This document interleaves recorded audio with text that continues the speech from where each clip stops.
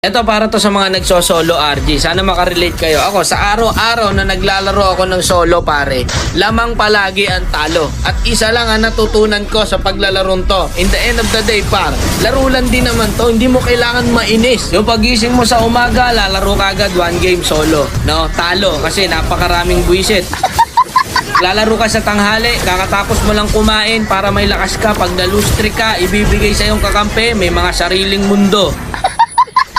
Naglalaro ka sa hapon, kasarapan, syempre, uwian ng mga estudyante, ayan, ipapakampi sa'yo, mga grade 2. Lalaro ka sa gabi, kakauwi mo lang, pagod na pagod ka, galing kang trabaho, naglaro ka, nag-solo RG ka, nag-ML ka, ayun, na-lose streak, doble ang pagod. Kung inaakala mong pampatanggal to ng stress, nako hindi ko, nagkakamali ka dyan kaibigan. Pagkagising mo kinabukasan, masakit na likod mo sa trabaho, masakit pa ulo mo no, sa mga schoolworks.